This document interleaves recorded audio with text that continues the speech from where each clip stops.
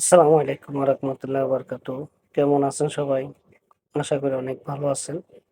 আমি আলহামদুলিল্লাহ আপনাদের দোয়ায় আল্লাহর অশেষ রহমতে খুবই ভালো আছি। তো আজকে এমন একটা ভিডিও আপনাদের জন্য নিয়ে আসলাম। এমন একটা ভিডিও আপনারা দেখলে হয়তো চোখ কপাল উঠে যাবে। তো আমরা দেখব ভিডিওটা এমন এমন ভিডিও দেখলে আমাদের চোখ কপাল উঠবে। তো আসুন আমরা অবিলম্ব না করে ভিডিওটা দেখে আসি। এমন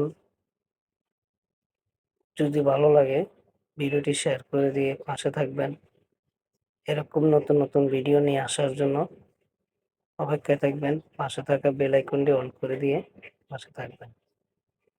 তো এই যে ঢাকার মির্জা আব্বাসকে নিয়ে এমন জনাব তারেক রহমানকে নিয়ে কি কথা বলছেন আমাদের এই নেতা।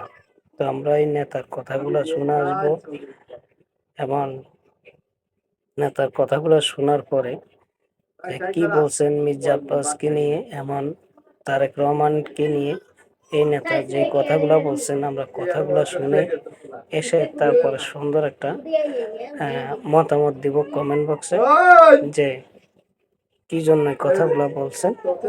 তো আমরা অবিলম্ব না করে ভিডিওগুলো দেখব, দেখার পরে তারপরে সুন্দর একটা মতামত দেব। তো আসুন আমরা ঘোরাফেরা না করে ভিডিওটা দেখে আসে তারপরে কথা বলবো। তো আপনারা এই যে পাশে থাকা দেখতেছেন, এই যে পাশে থাকা যে পিকচারটি আপনারা এই ভিডিওটা দেখবেন। কি বলে উনি মির্জা আব্বাসকে নিয়ে এমন জনাব তারেক রহমানকে নিয়ে কি কথা বলতে চাইছিলেন বা বলছেন। তো আমরা তার কথাগুলা মনোযোগ দিয়ে শুনবো। শোনার পর আমরা সুন্দর একটা কমেন্ট বক্সে সুন্দর একটা কমেন্ট করব, সুন্দর একটা মতামত দেব। এই ভিডিওটা দেখতে থাকুন আপনারা, এই যে ভিডিওটা দেখতে থাকুন।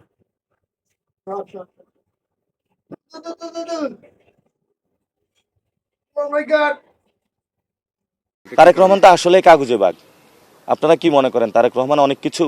মির্জা আব্বাসে যদি আসনে না দাঁড়ায় তো আমি তারপরেও হলো ওনার এগুলা নিয়ে বলতাম। উনি তো ঢাকার একটা গ্যাংস্টার, আপনিও তো জানেন। দুনিয়ার সব ঢাকাতে আকাম কুকাম করে বেড়ায়, সন্ত্রাসী কাজ করে বেড়ায়। ওনার কারণে তো শাপলা চত্বরে এত ভাই শহীদ হলো। উনি যদি ওই দিন অ্যাটেন্ড করতো তাহলে তো এই ধরনের ঘটনা ঘটতো না। একটা কথা যে তারেক রহমান কাগুজে বাঘ, এটা অনেক স্প্রেড করেছে। তারেক রহমান তো আসলেই কাগুজে বাঘ। আপনারা কি মনে করেন তারেক রহমান অনেক কিছু? উনি কেন গণ অভ্যুত্থানের পরে দেশে আসলো না? উনি কার সাথে চুক্তি করে এসেছে জনগণের সামনে ক্লিয়ার করুক। ওনাকে কে অধিকার দিচ্ছে আওয়ামী লীগের লোকদেরকে পুনর্বাসন করার জন্য? আওয়ামী লীগের যে সজীব ওয়াজেদ জয়, সে রাজনীতি করবে না করবে এটা জনগণ সিদ্ধান্ত নিবে। তাকে কে সিদ্ধান্ত নিতে বলেছে?